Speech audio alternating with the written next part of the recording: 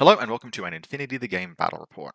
Today we're playing Qapu Khalqi versus the Onyx Contact Force, and the scenario is Supremacy. First, big thanks to channel supporter Nyx, who asked for this faction to be played. They asked, would I take a stab at trying to make QK work, and notes that they think that there could be a soloed info war game to leverage using cheap links of Drew's hacking. Now, I would contend that any Drew's link is considered cheap, but I have made an attempt to use info war in this particular list, in particular because I'm trying to try out some of the new profiles that have been added to QK since I last played them. So this is the list that I played today, and I want to first address a few things that are notable in their absence, in particular the Drew's link, but there are some other things as well. What this list is trying to do actually really is just to road test a few old favorites, but really things that have changed about QK, especially since the last time I played them. So we've had the reinforcement update since then, which has adjusted some profiles and added some profiles to the sectoral. Now, notable in their absence in particular is the Drew's list that Nyx requested rather for this game. And the reason why I've chosen not to include Drew's is even though I think they are an interesting and compelling link, in particular a core link, and the reason why I think they're compelling is that there is a whole mix of utility that you can include in that link, but also they are one of the few remaining credible and in fact dangerous spec fire options in the game. The Drew's X-Visor +1 damage, EM, and regular light grenade launcher it's still spec fire, so it comes with some inherent weaknesses, but it is genuinely a terrifying potential weapon in that it can rain EM rounds without recourse from across the board, hitting usually on at least 9s, which can be surprisingly challenged to dodge if they just manage to land a few hits. And particularly since Emily Handelman was reined back by the fire team change in early to mid N4, that represents really the high watermark of actually credible, like not just opportunistic spec fire in the game. On top of that, you can include some reasonable hacking in that link and some semi-passable but not amazing gunfighting.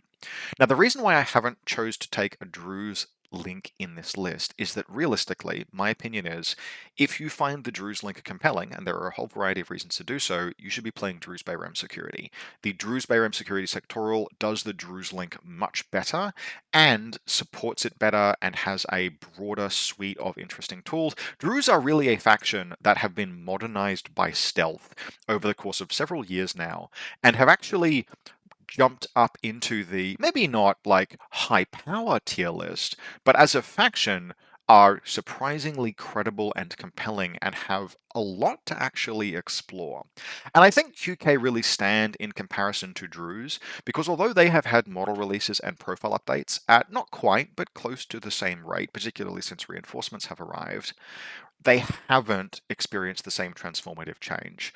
QK were rated, by me at least, the worst faction in the recent Infinity All Factions N4 tier list, and the reason for that is actually less, it is partially a matter of actual like gameplay and power and the tools that they have, but they do have tools to play and win a game.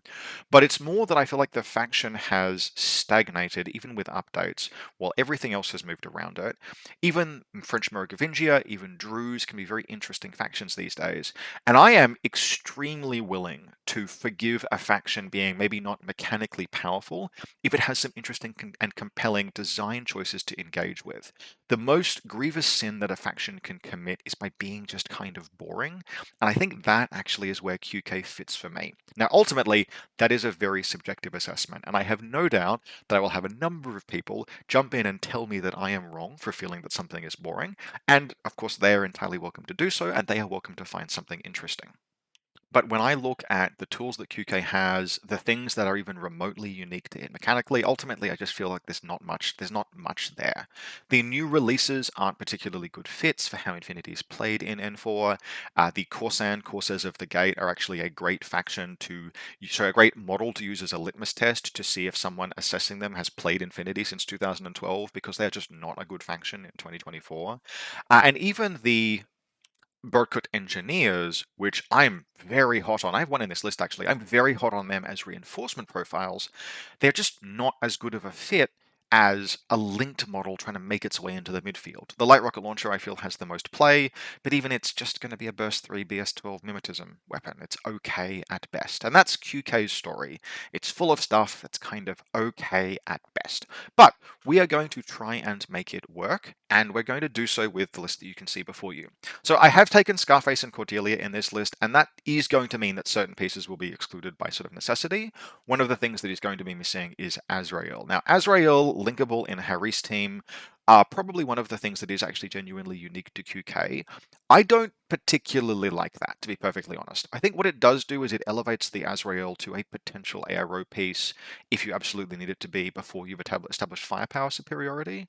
But what you get basically in exchange for linking it is you get +1 burst, but the cost is very, very high. Havsa, which are notably absent from this list, are the kind of like OG universal wildcards, but every faction, every sectoral has some kind of interesting and useful universal wildcard now if you're willing to have a list not have composition bonuses.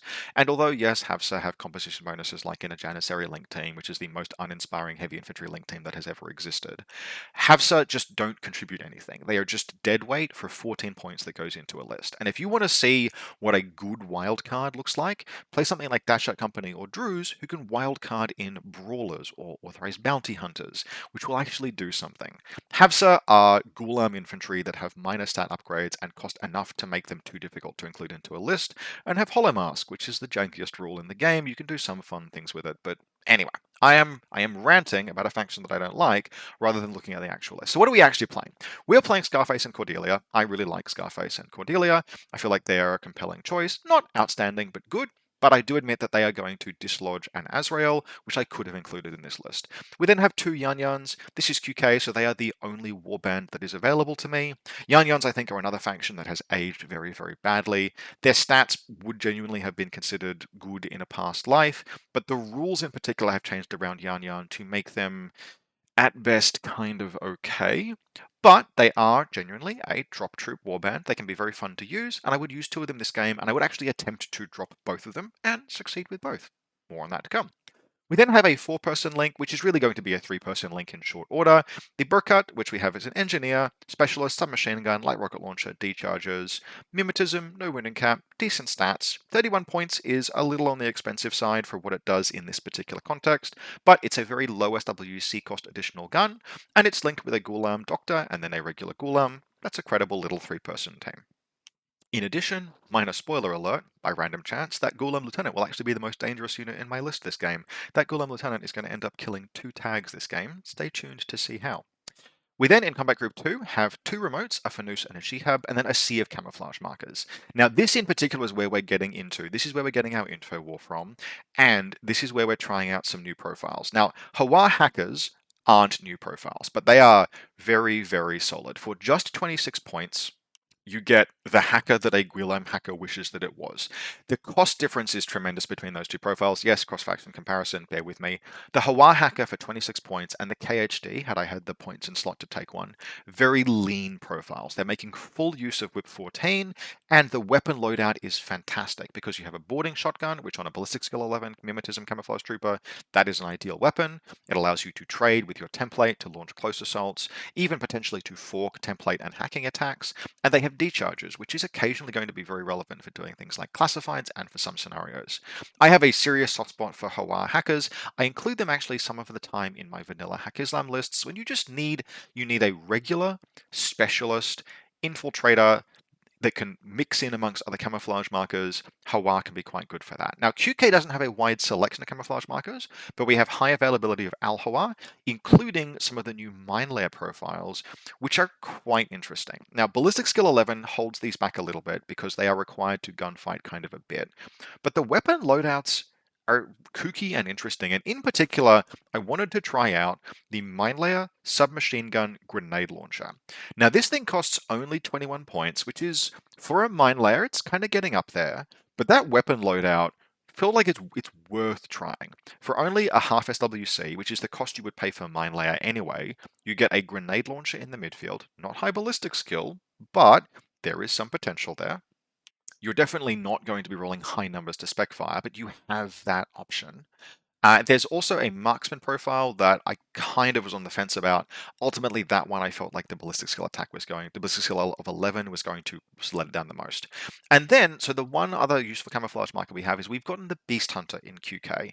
Now, the Beast Hunter is a piece that I think is really quite balanced for the 15 points that it is, right? The Beast Hunter is not an overpowered unit, but it is a reasonably well-tuned unit that sort of has a nice and coherent kit that slots quite well in with a midfield of other pieces.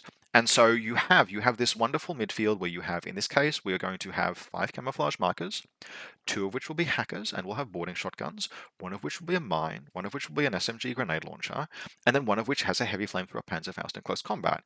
And that actually felt very nice. And it's going to be one of the most interesting things to play around this list, and is something that I would potentially revisit. So the fact that you have this high availability of Al Hawar, I normally don't like it when a sectoral has like a whole bunch of exactly one kind of midfielder, because it's kind of easy to tell then what the midfield is.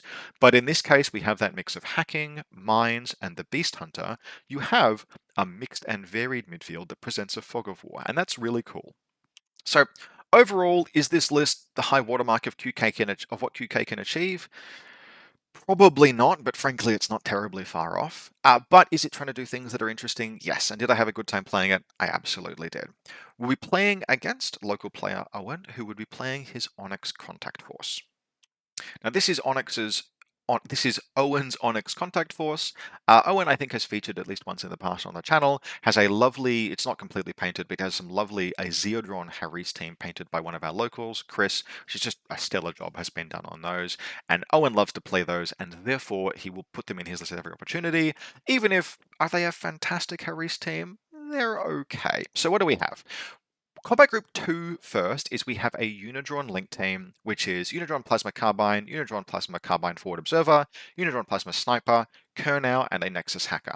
Yes, this list therefore has kind of an exposed Nexus Hacker, and I will note probably something I would change about this list if I was giving Owen advice would be to try and find points for Imatrons.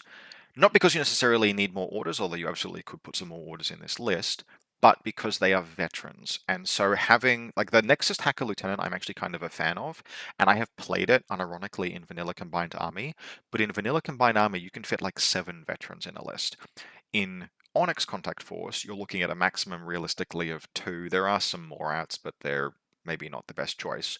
But putting just a couple of veterans into a list means that if you take that vulnerable Nexus as your lieutenant, you can try and make use of their hacking. Like it's a fine profile on its merits. You just need to have a plan for if it goes down, Trinity, through a repeater, that kind of thing. And having just a couple of veterans can help ensure against that. So I would try and put a couple of Netrods into this list, Imatrons. Owen does not have those, but nevertheless, that is a serviceable 5-person link in the second combat group, so it will try and be active every turn. Now, one of the things about Unidrons is that they generally take casualties, but they still attrit positively. So it's quite common if you're engaging a Unidron link to manage to kill like 1 Unidron every turn because you'll put it dogged and then not want to engage it anymore. And so the Unidron link actually does surprisingly okay as a combat group 2 tool, where it tries to sacrifice 1 Unidron as an ARO piece every round and then keep pushing forward with the other elements. It's surprisingly measured the way Owen plays it, and I'm kind of a fan. There's something to explore there. Then we have Combat Group 1, which is doing everything else with the rest of the list. So we have Bit and Kiss, fantastic piece, Combined Army, yep. We have a trinity of 2 Zeodrons, 1 Red Fury, 1 K1 Marksman Rifle, and the Umbra Samaritan Hacker. Again, excellent. You could upgrade the Umbra Samaritan to the character Umbra, but I think just the Hacker with Trinity is the better choice. We then have an E-Drone, optimistically trying to put marksmanship on one of the Unidrons. It won't have the chance this game, but that's something they can do, or it can firewall things. Then an Icadron, then an R-Drone. Now, yes, it is very difficult to fit in anything else into that list, so my like, hey, you should put some Imatrons in here, really does run into the question of, well, what do you cut? And ultimately, you're kind of forced to stare at this and say, we probably have to cut the Zeodrons, and Owen is using the Geodrons because they're painted and they're lovely. And so we accept that constraint. Is this list the most powerful Onyx list that has ever existed? No, but it has a game plan. The game plan is coherent, and it's very nice to look at. So with that said, we are playing Supremacy. Just jump into the map. So here's our table. This is my table playing at Owen's place, as we have Dungeons and Dragons happening in my house at the moment. In fact, as I speak, I believe gargoyles are murdering everyone 2 rooms away from me. Hopefully, though, the mic is not picking that up. Now, we roll our lieutenant rolls. Owen is going to crit the LT roll, but because Supremacy actually is a scenario that can favor the second player, Owen is electing to deploy second on this side of the table over here. I'm obviously therefore going to choose to go first. I'm not willing to let Owen take both deployment advantage and first turn advantage.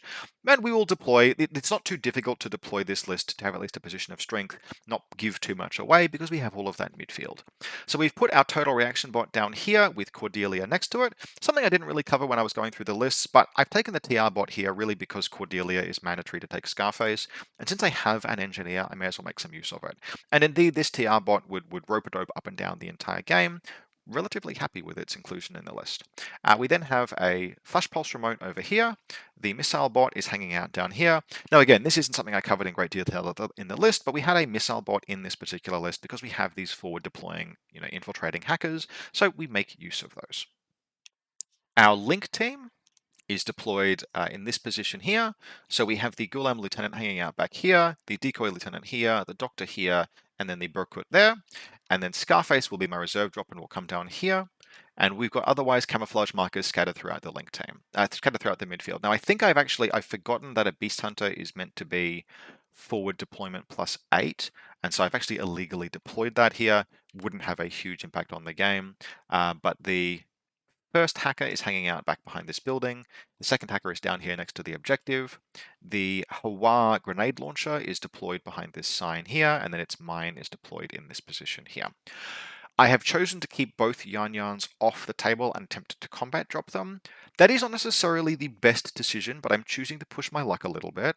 And frankly, right, it's one of the things that makes them unique. If I want to play QK and actually test some of the things that are unique about the faction, I should at least try it.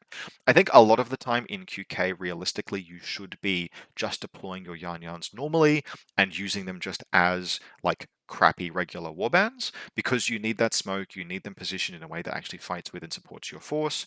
I deliberately chose them this game to airborne deploy them, but I wouldn't be punished for that. Both of them will land over the course of the game, which is really cool. Now for Owen's part, he's got his Samaritan and Zeodron Harris over here in this corner where they're relatively safe. His E-drone is hanging out down here, the Icadron is here. Bit and Kiss are on this rooftop with a deployable repeater down there. That deployable repeater will cause me no end of pain in my attempts to push forward. And then the Unidron team is deployed in this position here. So the Nexus is under this building. The Sniper is here right on the edge of the deployment zone. And then we have Plasma Carbine boys here and here. And then Kernow is over here on this building. Also to note, there is a Flash Pulse bot hanging out in this corner, which would be quite relevant. So I reserve drop Scarface, begin the turn, and we spool up. We don't have any impetuous. Yan-Yans effectively are not impetuous troops. You don't get to use their impetuous orders. You should always arrive using their irregular orders, because if you land with the impetuous order, they don't generate an irregular order anyway, which basically means there is no point attempting to land during the impetuous phase. So Scarface activates, comes around to here, and then moves back to engage the engage the Plasma Sniper Unidron. This takes 2 face-to-face rolls, but Scarface will eventually end up here. He puts the Unidron dogged and then stops engaging it. And this is kind of an example of what I meant in the way that the Unidrons are tripped well. There's no engineer in this list, that doesn't need to be. That Unidron is going to die at the end of turn, but because it's gone dogged and it's still a very credible gunfighting threat, I have no interest in engaging it further. If I engage it further, all I'm doing is inviting disaster upon myself, so I want to let it just pass out the turn and die. But what that means is it's given its life to basically lock me out for much of a turn. Scarface is not going to move forward. He isn't going to push an attack. He's going to stay basically where he is, because doing so otherwise would be to invite risk engaging the Unidron when I otherwise know that it's going to die at the end of turn. So there's this interesting choice there with that. There's this interesting dynamic where the Unidron, it could have been recovered by an engineer if there had been one. It has remote presence, etc. But instead it's using its dogged to buy time. And I find that really genuinely interesting. It's one of the things about a Unidron link. I think you can use multiple pieces in a Unidron link sort of turn on turn on turn in that way, because you never want to smash your face into linked plasma if you can avoid it. You want to do exactly the minimum amount of damage to put those things down and then stop fighting, because plasma is really, really dangerous. And so the way that Owen plays them, where he pushes them forward incrementally, piece by piece, forces you to fight one Unidron every turn. I like that as a style. I'm interested actually in exploring it a little bit myself. However, we still have plenty that we can do. We're going to do a little bit of objective play. This Al-Hawa hacker down here is in a safe position, so it is going to use two orders, firstly to activate and press this button, then just to recamouflage. The Beast Hunter will spend its irregular order just moving forward, putting itself back into a legal position. It will actually end up over here.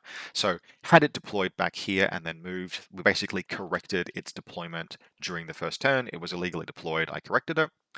Otherwise, in terms of combat action, because I don't want to engage that Unidron, I can't push a great deal further forward, but we have airborne deployment troopers. So we bring a Yan Yan down and it lands down here. It's actually able to land in the back arc of both of these remotes, the E-drone and the Icadron, which is cool. So it lands, it rolls +1 armor, which brings its armor to 1, but it is in a position where it's not in visibility of either troops. It gets spotlit when it lands, but it's able to throw some smoke and then come around and engage the Icadron. And at this point, I actually go back and consult the stats of a Yan Yan, and I remind myself that Yan Yans are not close combat troops. They are at best talented amateurs in CC. But I kind of had to land there because everywhere else was covered by things like the Unidrons. The Unidrons and the Flash Pulse remotes have got overlapping fields of fire. What I would have liked to have done is had a run on Owen's Lieutenant, but there was too much overlapping fire for me to actually make the landing and then move, because you land standing in standing position, like this rooftop would get annihilated, any of this open space here would get annihilated. This space here would first have to move through a Dakini, sorry, not Dakini, Unidron. So I took the kills that were available to me, landed here, through smoke, came around, stayed in the smoke, and at this point, CC22 is actually just not particularly good CC. That is a talented amateur, but I haven't been punished, and I'm able to take out the Icadron, and then we pull back around here. The E-drone dodges away, but I just end with the Yan Yan prone down here, basically making it Owen's problem. So not necessarily the most fantastic use of the one order to land, one order to throw smoke, one order to CC. So 4 orders it spent in total to get a 9-point kill, but it is at least nominally traded positively. The remainders of the orders we have this turn will be spent moving this link team forward, so the Burkut comes just up and around just to hold a position that it will then move through in subsequent turns. And we actually do a little bit of spec fire, and I think this spec fire is mostly what saves this turn for me, where we spend 1 command token and 2 orders, so 3 orders in total, to reveal and surprise attack Bit and Kiss. We miss, and then we try again with a command token and we hit. At Glory be, we actually hit. We rolled, I'm hitting on 5s, it's not good spec fire.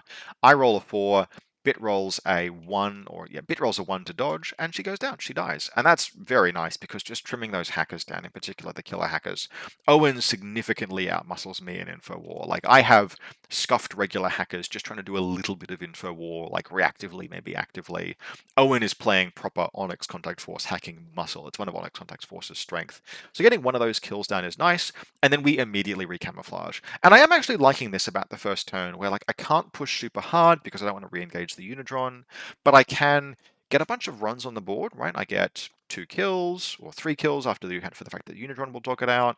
I push a button, and then a lot of things are going back into camouflage to make it challenging for Owen to counterattack. And so that, I think, has been quite a good... This has not been the greatest first turn to ever play, but within the limits of the Unidron and not wanting to re-engage the Unidron, we've accomplished a reasonable amount, and 3 kills, particularly against a list that is not 15 troopers, is serviceable.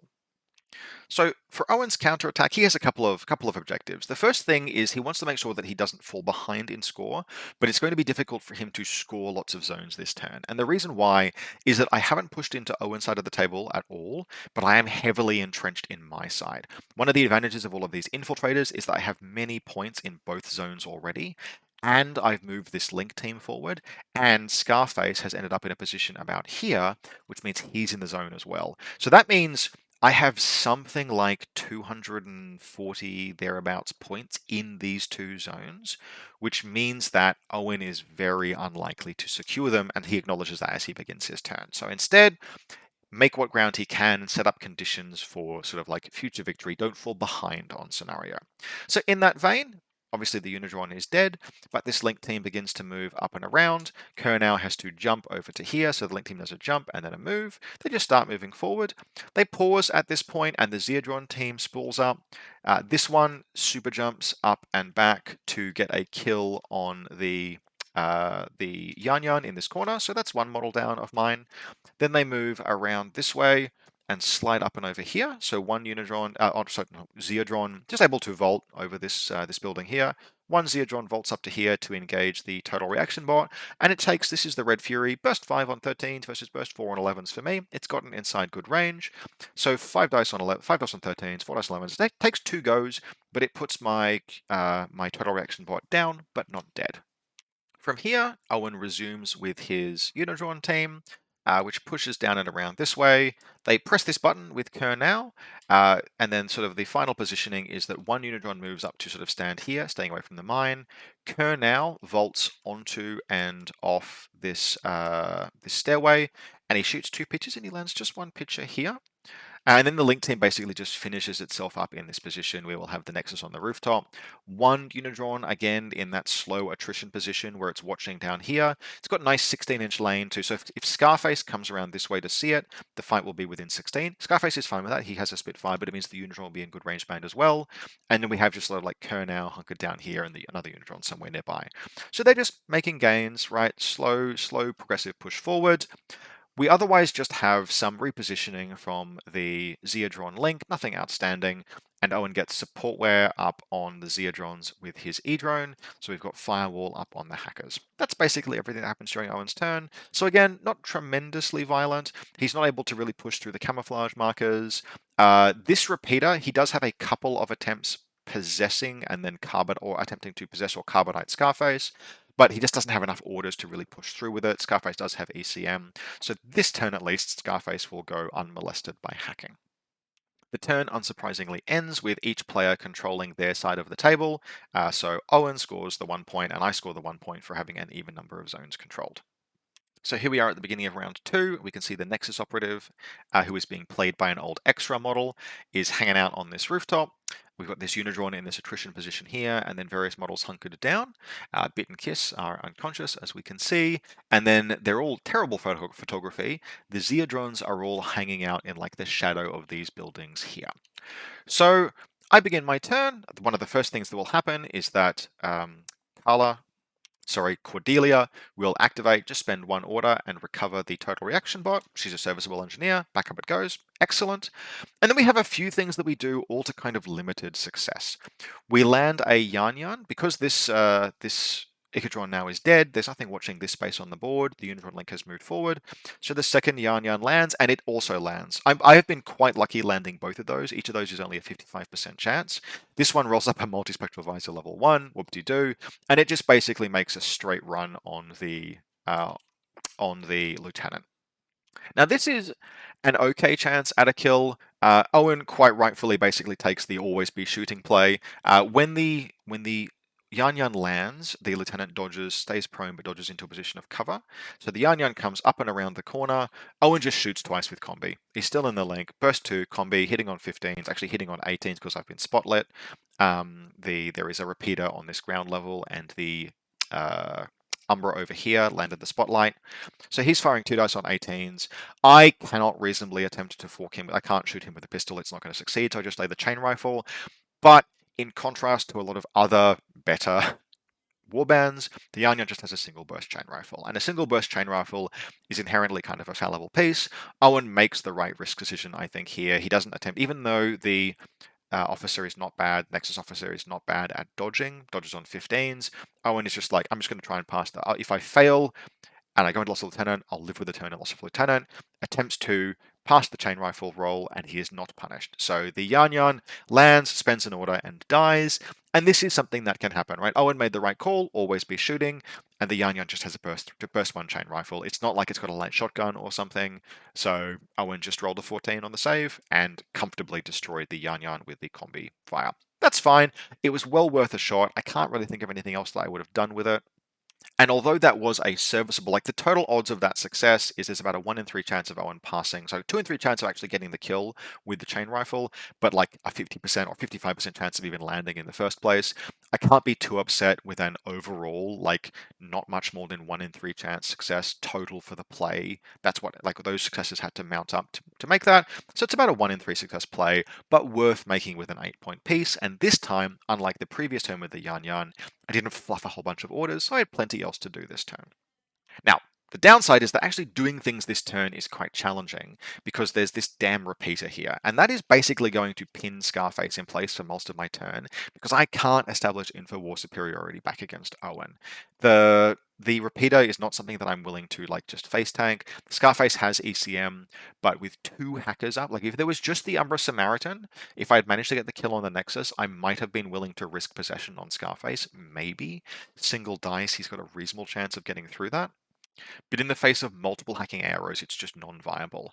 And I don't have a really easy way of clearing this thing out because of this Unidron still standing here. I could, like, if I wanted to kill it, I could kill it. I would have to stand this hacker up, just move over here and then put the shotgun into it.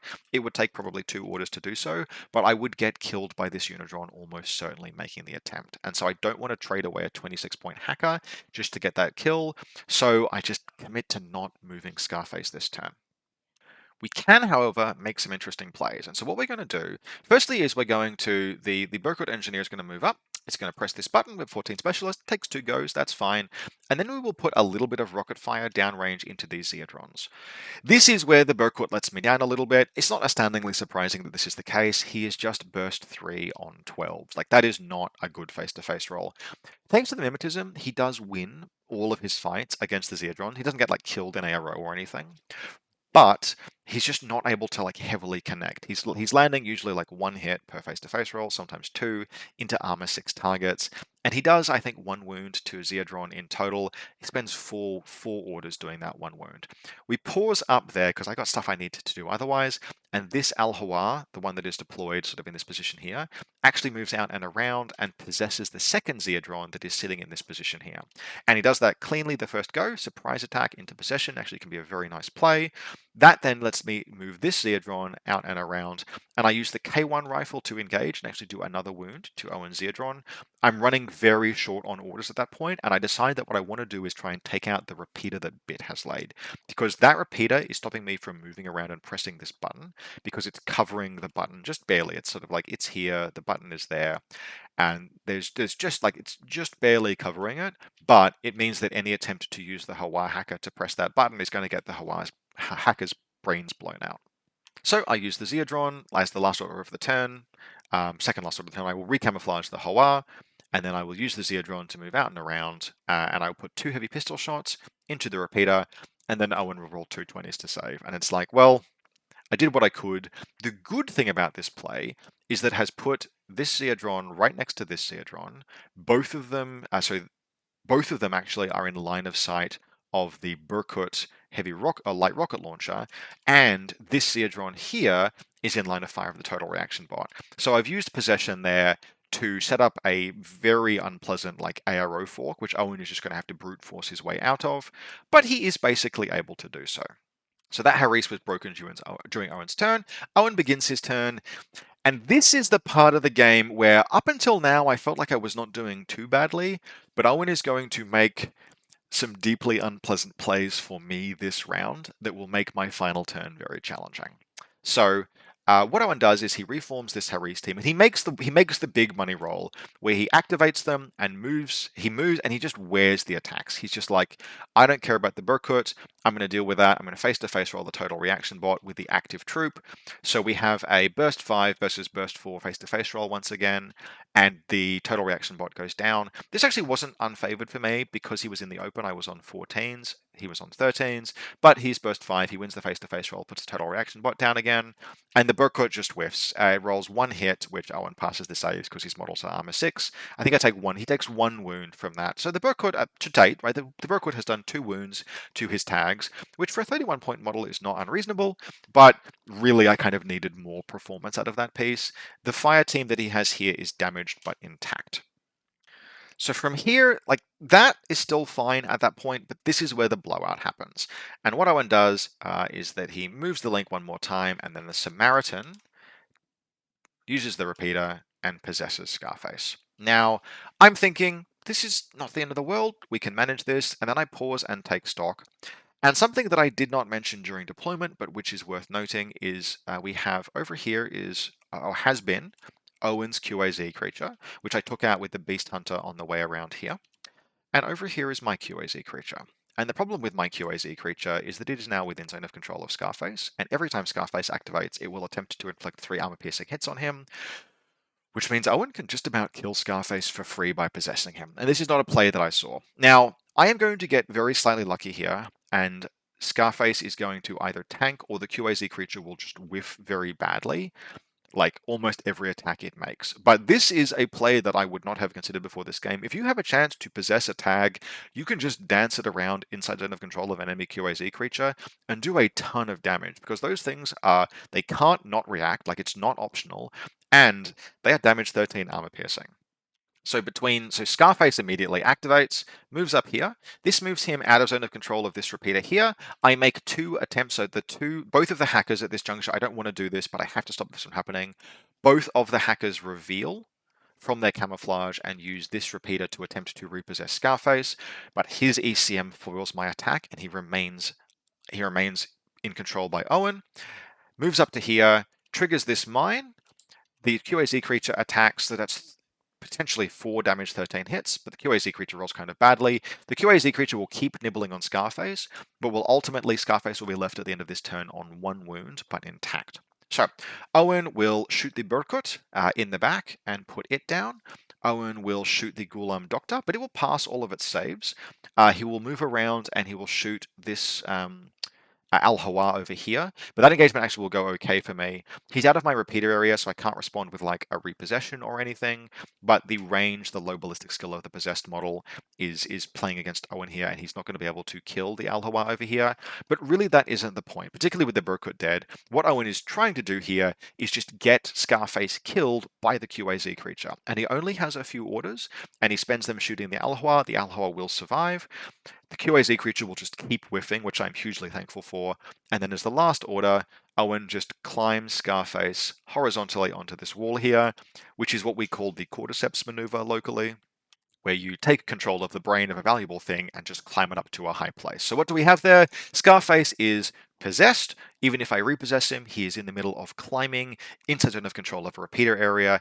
If he wants to get down from the repeater area, he has to get down from the wall. He has to spend a long skill climbing, during which he can't reset and is vulnerable again to possession. So at the end of this round, Owen has pushed forward a tag. And in fact, if we jump forward to this position, this Zeodron over here is just barely, actually doesn't look like it in this particular picture, and in fact it really doesn't look like it, but on measurement we did confirm that the Zeodron had pushed into this half of the table. We may have bumped the model or something. I think it actually may have been here, and then we sort of like got moved prior to the photograph being taken. But this Zeodron has pushed into this half of the table over here, which means Owen has got this side of the table, this quarter of the table, and then this quarter of the table, which puts him 2 points up. So I will retake control of Scarface. I will decide that there's nothing for it, and I will attempt to repossess him.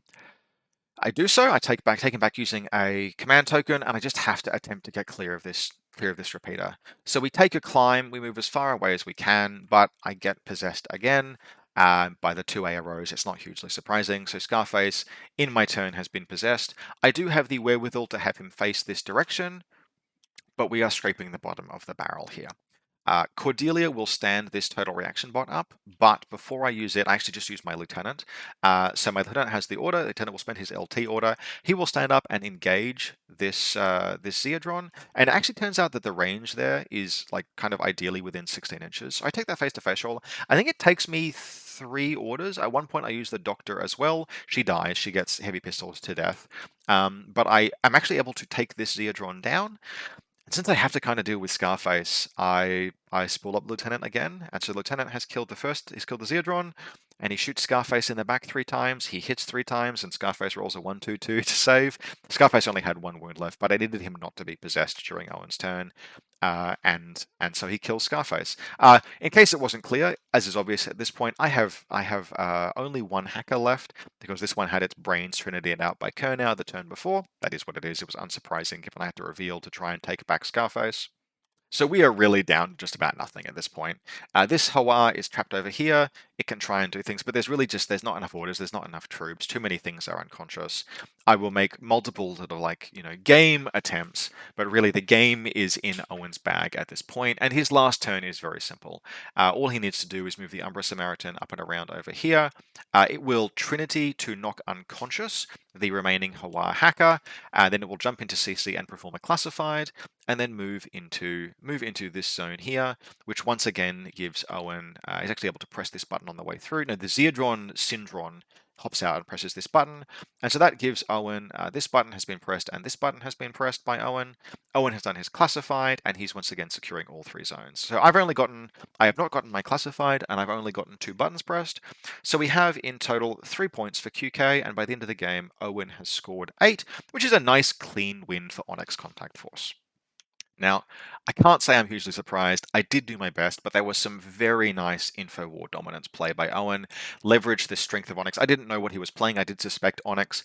Ultimately, the list that I took would probably have been well served by trying to lean into a kind of info war dominance game. You can win an info war fight against Onyx if you get the jump on them, but I just didn't really have an opportunity to. And in particular, the consistent sacrifice plays of the Unidron, plus just generally good play and good control from Owen. Plus, I will say probably a little bit in the way of mediocre dice from me. The Yan Yan failure on turn 2, had it succeeded, again noting that that was in total about a 30% success chance play, had it succeeded, it could have given me enough breathing room to push through into turn 3. It didn't, and them's the breaks. I could also have tried to do spec fire from the Al Hawa grenade launcher onto the Nexus operative, but that I felt would be a particularly bad play because at that juncture the link was still, there were 4 people in the Nexus operative link, which meant that he was dodging on 15s against my dice on 5s, which is by no means a good face-to-face roll to take, even if it has no negative consequences. So overall, this was an attempt to get something interesting and unique out of QK, to test some of the things that I knew in the faction, and I was certainly not unhappy with the various Al Hawa profiles that I played, but that is about the extent of my satisfaction with the list and with the faction. I'm sure there will be some people who will tell me, hey, you should have taken X, Y, and Z, you should have taken 3 mediocre Haris teams, like all of these things that are fantastic about QK, but QK realistically are not the faction for me. Still, in good faith, I attempted to engage with them. I built a list that I didn't mind playing, and I always have a great time playing against Owen, so I was very happy with this game. Very happy to play, we had a fantastic time. I lost, I will do that occasionally, but I put them through their paces. I liked the midfield. I think potentially you could cut Scarface and Cordelia and get some like Azrael pieces into the list, maybe, but I am still unsure how to make QK play in a compelling way, mostly in comparison to the other things that you can take. If I wanted to play a sectoral like QK, if I wanted to play a sectoral in that sort of like, the lower end of the faction spectrum, but with interesting and compelling pieces, there are some genuinely cool and interesting non-aligned armies that you can play that, yes, maybe they fall into that category of they are the 42%, the 45% win rate factions. But it is okay for factions like that to exist. You definitely do from a design perspective. You want to limit the upper bounds of how powerful a faction can be. Okay, 60% win rate faction is probably not okay, because it means that it's materially powerful enough to be too difficult to reliably overcome. But a 40%, a 42% win rate faction is fine, because players can choose to play that faction, and there are some people for whom that's compelling. And there are people for whom the idea of playing a faction that might be hard, but damn it, they will earn their wins, that can be really freeing and liberating for some people. But you have to make those factions have something compelling about them. There has to be a reason, there has to be something that you can try. Even if it's a long odds play, there have to be the tools that you need. And I feel like, again, I mentioned this before, kind of by stealth, Druze have been brought to the point where they aren't even a 42% win rate faction anymore. They are pretty damn close to viable and playable, but they have those like niche things that other people can't do. Dash Out Company have the same thing, where Dash Out Company are very, very, like, they're a very solid faction that you have to make work around their like extreme economy kind of style, but that is its own unique and compelling thing. And by comparison, I feel like QK are just a totally uncompelling faction. Everything they have is kind of just at best mediocre. There are a sea of profiles that really just don't work in any particularly functional way. They really are, genuinely, they are an N2 faction that has never been successfully modernized. Maybe an early N3, I don't know when they actually released, but they feel like, even like they predate N3's, or at least Human Sphere N3's design thinking. They are very, very dated at this point, and they are desperately in need of modernization, like a proper refresh, more than any other faction. There are factions where Onyx Contact Force almost are an example of this, where Onyx Contact Force at this point are a little bit dated in terms of their design ideas, and if they were released by the same team that designed Torchlight Brigade with the same ethos as that team and the same design perspectives, they'd be a banger of a sectoral. As it is, they are merely quite good and interesting, which is in a fine place to be. But QK are even more dated. They are very old at this point. They just don't hang together in any meaningful way. Yes, they can take two Harris teams, but their Harris teams are junk. The faction is just incoherent junk with a few pieces that stand out as okay, I guess. Like, I like Al Hawa, but in vanilla Hack Islam, I can play them. I can play them in sufficient numbers. One is plenty. I want one Al Hawa in a list. I don't necessarily want it to take three, but they are fun. They were enjoyable. I did actually really like playing the Al Hawa in this list. I liked playing Scarface for all that he got thoroughly jobbed by enemy hackers. He killed one model and then was basically run around with the entire game. The Brookwood, I think, performed exactly as I expected, which was that it is at best fine, but it is a half an SWC gun, which I can't complain about. Getting the kill on Bit and Kiss with the grenade launcher, that was very amusing. So it was quite fun to play the Hawa mine layer. May look at playing pieces like that in vanilla Hack Islam, although is a little bit outcompeted by things like the Libertos and other similar elements, but it was good fun. So overall, had a great time playing this game. Do not have a great time list building for QK, but the request was made, and in good faith we will honor that. So Nix, sorry, hope you enjoyed this battle report. I will probably not be revisiting QK again in the very near future. I would be much more amenable, for example, to playing a game with Druze, who are a faction that I think have some genuine chops these days. Something like that, for example. But hope you enjoyed this. If you'd like to support the channel, as always, you can do so through the Buy Me a Coffee link in the video description below, or by becoming a channel member. Big thanks to people who have become channel members so far. I always attempt to take requests from channel members and video supporters, including ones like the ones that led to this video. As always, I hope you enjoyed this, and I will see you next time.